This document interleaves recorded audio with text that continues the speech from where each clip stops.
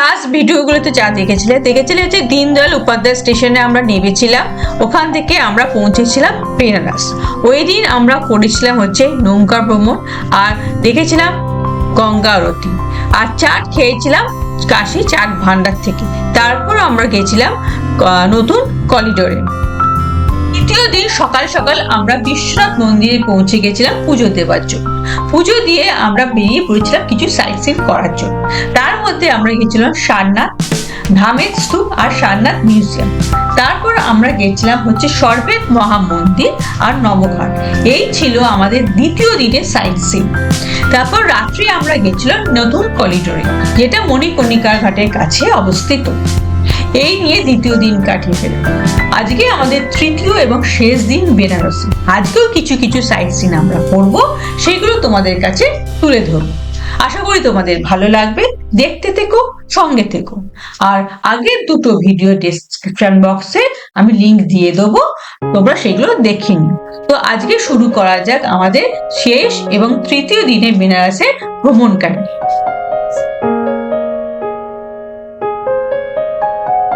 আমরা এখন এসে পৌঁছেছি আমাদের প্রথম গন্তব্যস্থল মণি মন্দিরে।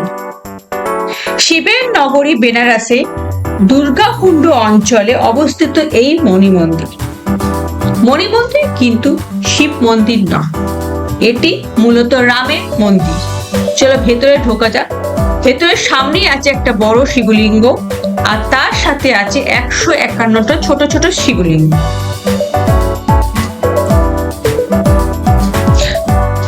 দেখো এই 151টা ছোট ছোট শিবলিঙ্গ আছে। প্রভু রামের দরবার হিসেবে এটি নির্মিত করা হয়। 1940 সালে এটি নির্মিত হয়।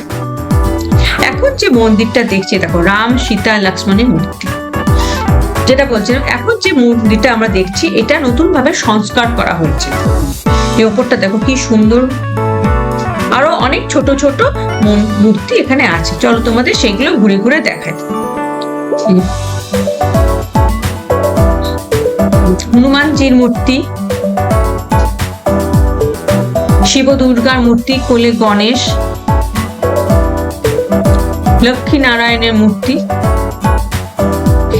এই মন্দিরটা ভিতরটা যেরকম পরিষ্কার সেরকম মনোরম আর সেরকম প্রশান্ত এবং স্নিগ্ধ। তোমার এখানে এসে তোমার মন জুড়িয়ে যাবে, একটা মনে শান্তি আসবে। এই হচ্ছে নন্দী মহারাজের মূর্তি বাইরে, আর আছে অসংখ্য গরু। এখানে মণি মন্দির দেখে আমরা বেরিয়ে যাচ্ছি। মণি মন্দিরটা দেখলাম সুন্দর বেশ। এই বাঁ দিকে দেখো দুর্গা কুণ্ড। আমরা এখন এসে পৌঁছেছি দুর্গা মন্দিরে। এর ভেতরে ফটোগ্রাফি অ্যালাউ নেই, সেই জন্য ভেতরটা আমি দেখাতে পারবো না। এই আশেপাশটা তোমাদের দেখিয়ে নিলাম। এখানে সামনে ফুলের দোকান আছে, এখান থেকে ফুল নিয়ে তোমরা এখানে পুজো দিতে পারো। এই হচ্ছে দুর্গা মন্দির। এখন আমরা এসে পৌঁছলাম হচ্ছে তুলসী মানস মন্দিরে। এই হচ্ছে এন্ট্রান্স। তুলসীদাস রামায়ণ রচনা এখানে শেষ করে। এই যে তুলসীদাস বসে আছেন, আর পুরো দেয়াল জুড়ে যে লেখাগুলো দেখছো এগুলো হচ্ছে রামচরিত মানসের বিভিন্ন অধ্যায়। গোস্বামী তুলসীদাস তার হিন্দি ভাষার রামায়ণ এখানে বসে রচনা করেন, তাই এই মন্দিরটার নাম হয় তুলসী মানস মন্দির। 1964 সালে এই মন্দিরটি তৈরি হয়। এই মন্দিরটি নির্মাণ করে হাওড়ার ঠাকুরদার সুলেখা পরিবার। বাল্মীকি রামায়ণ লিখেছিলেন সংস্কৃত ভাষায়, বাংলা ভাষায় লিখেছিলেন কৃত্তিবাস ওঝা, নেপালি ভাষায় তার অনুবাদ করেছিলেন হচ্ছে কবি ভানুভক্ত, আর হিন্দি ভাষায় অনুবাদ করেছিলেন কবি তুলসী দাস।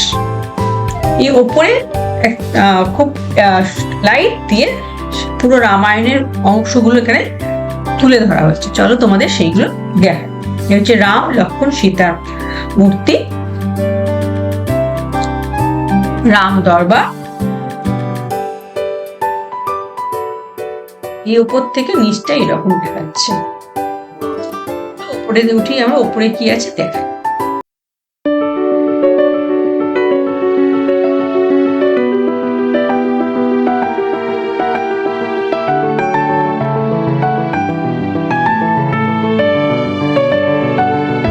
পুরো রামায়ণটা এরকম ছোট ছোট করে দেখানো হয়েছে।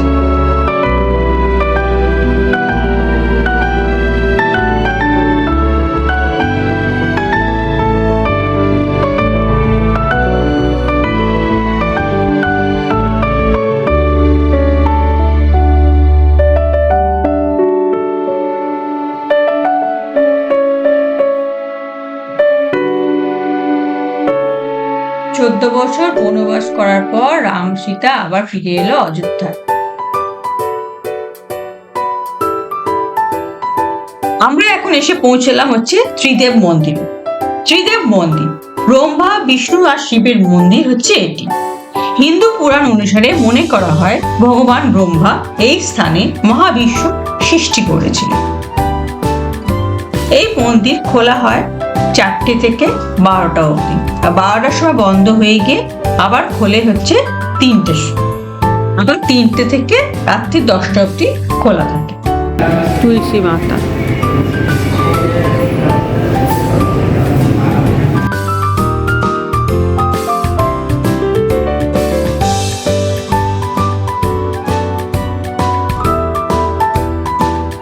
এবার আমরা ত্রিদেব মন্দির দর্শন করে বেরিয়ে যাচ্ছি।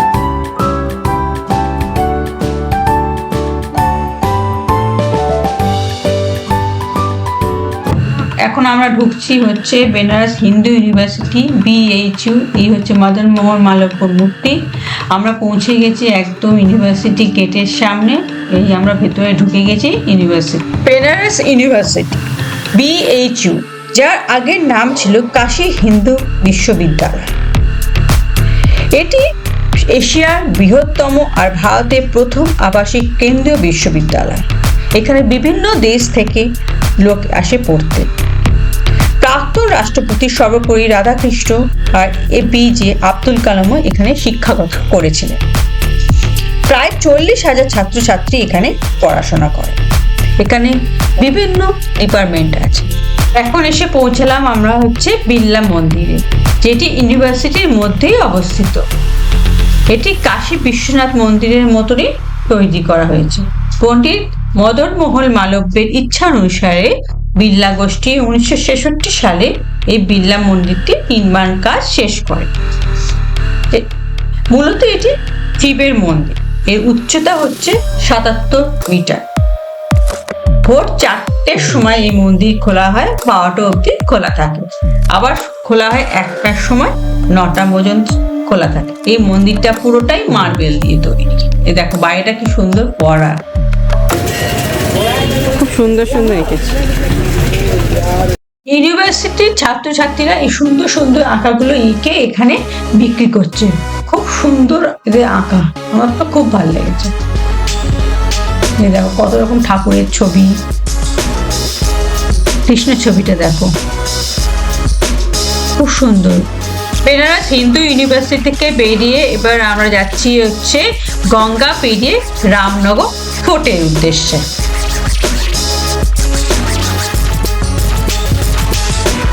এই আমরা এখন এসে পৌঁছেছি হচ্ছে রামনগর দুর্গে। এর ভেতরে একটা মিউজিয়াম আছে, যে এখানে ফটোগ্রাফি কোনো অ্যালাউ নেই, আর তার আগে আমাদের কাটতে হবে টিকিট। কাশীর রাজারা বাস করতে এই রামনগরে। কাশী রাজাদেরই দুর্গ ছিল এই রামনগর ফোর্ট। কাশীর রাজা বলবন্ত সিং এর এই দুর্গটি নির্মাণ করে। তার আগে আমাদের কাটতে হলো 80 টাকা করে টিকিট। এই টিকিটে আমরা ঘুরতে পারবো পুরো ফোর্ট আর হচ্ছে মিউজিয়ামটা। এই ফোর্টের ভেতরে আছে 2টো রাস্তা। একটা রাস্তা চলে যায় গঙ্গার ঘাটের দিকে, আর একটা যায় হচ্ছে ব্যাসকাশির দিকে। ব্যাসকাশি কি? ব্যাসকাশি হলো ব্যাসদেবের তৈরি কাশী। ব্যাসদেব কাশীতে ভিক্ষা না পেয়ে রেগে এই চলে এসছে এই রামনগর ফোর্টে, গঙ্গার ঠিক উল্টো দিকে। তিনি ভেবেছিলেন শিবের কাশীর থেকে সুন্দর কাশী তৈরি করবেন এখানে এসে। অন্য কোথাও পাপ করে যদি শিবের কাশীতে মারা যায় তাহলে তাদের মুক্তি হয়, কিন্তু কাশীতে থেকে পাপ করলে তাদের মুক্তি হয় না। ব্যাসদেব ভেবেছিলেন তিনি এমন একটি কাশী তৈরি করবেন যেখানে সবার মুক্তি হবে। সে এখানে থেকেও যদি পাপ করে তাদেরও মুক্তি হবে, অন্য কোথা থেকে যদি পাপ করে তাদেরও মুক্তি হবে। কিন্তু মা অন্নপূর্ণা এই ব্যাসদেবের এই ইচ্ছা পূরণ হতে দেয়নি। এইটাই হচ্ছে ব্যাস কাশী। দেখো কি সুন্দর। আর এদিকটা হচ্ছে ব্যাসকাশী, আর ওইদিকে হচ্ছে গঙ্গার পাড়। হচ্ছে গঙ্গা। আমরা ওই যে ব্রিজটা দেখতে পাচ্ছি, ওই ব্রিজটা দিয়ে এলাম আমরা, ওই ব্রিজটা ধরে। এদিকেও নৌকা আছে। নিচে একটা ছোট্ট মন্দির আছে, হ্যাঁ শিবের মন্দির আছে।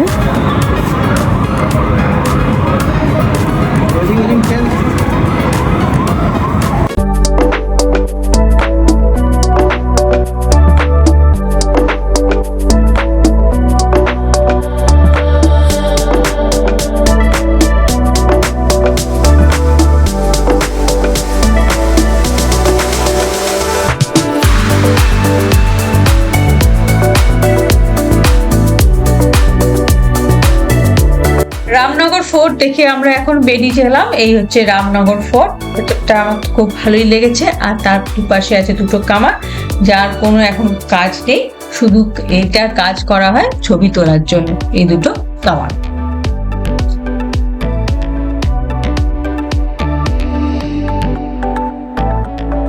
এখন এসে পৌঁছলাম হচ্ছে বিখ্যাত লস্যির দোকান শিবপ্রসাদ লস্যি ভান্ডার। এই দেখুন লস্যি, এই লস্যির ওপর রাবড়ি দিচ্ছে। এই লস্যি একটা লস্যির দাম হচ্ছে 60 টাকা। এই যে রাবড়ি দিয়ে, আমি রাবড়ি ছাড়া নিয়েছি লস্যি, এটা বেশ ঘন। এবার খেয়ে দেখি আমার তো ভালোই লাগলো। এবার আমরা এসে পৌঁছেছি হচ্ছে কাল ভৈরবের মন্দির আছে। কাল ভৈরবের দর্শন না করলে বেনারস ভ্রমণ শেষ হয়। কাশী রক্ষাকর্তা কাশীর মহারাজ হলেন বিশ্বনাথ, আর কাশীর কোতোয়াল হলো এই কাল ভৈরব। সবই ঘোরা হলো, সবই দেখা হলো, কিন্তু বেনারসের পান না খেয়ে কি বেনারস ভ্রমণ শেষ করা যায়? এখন আমরা চলে এসেছি বেনারসি পান খেতে। 50 টাকা করে একটা পান। এবার এসে পৌঁছেছি আমরা বেনারসের বিখ্যাত মশলা কিনতে, পান মশলা। এই হচ্ছে মশলা দোকান। এই দোকানগুলো হচ্ছে কাশী বিশ্বনাথ মন্দিরের গলিতে। কত রকম মশলার কৌটো আমাদের সামনে খুলে ধরলেন উনি। আমিও কিনলাম কিছু মশলা এখান থেকে।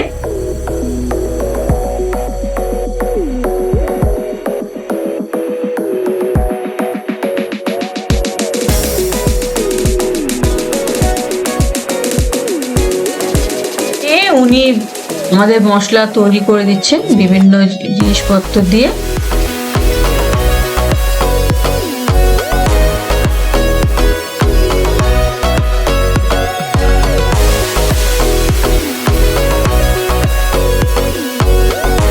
বেনারসের পান এত ভালো লেগেছে আমার, মুখে দিলেই যেন পানগুলো মিলিয়ে যাচ্ছে। তাই চলে গেলাম বেনারসের সব থেকে বিখ্যাত পানের দোকান কেশব পান ভান্ডারে।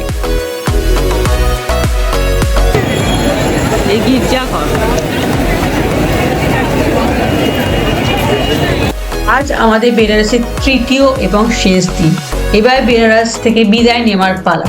তাই শেষবারের মতন চলে এলাম মণিকর্ণিকার ঘাটের নতুন করিডোর। বাবা বিশ্বনাথকে এবারের মতন প্রণাম জানাতে এবং বাবা বিশ্বনাথের কাছ থেকে বিদায় নেওয়ার জন্য। আর তোমাদেরও এবারের মতন শেষবারের মতন দেখিয়ে দিলাম বাবা বিশ্বনাথের মন্দির এবং নতুন করিডোর। আমরা বেনারসকে বিদায় জানিয়ে চলে যাব আর একটা নতুন জায়গায়। সেটা কোথায় তোমাদের আমরা যেতে যেতে বলবো। তো আজকের মতন ভিডিওটা এই অবধি। পুরো বেনারসের ট্যুরটা তোমাদের সাথে শেয়ার করলাম। কেমন লাগলো অবশ্যই জানিও। যদি কিছু ভালো লেগে থাকে please do like, share, comment and subscribe. আবার তোমাদের সাথে দেখা হবে আর একটা নতুন জায়গায় নতুন ভিডিওর সাথে। সঙ্গে থেকেও, দেখতে থেকো এবং আমাকে সাপোর্ট করতে থেকো।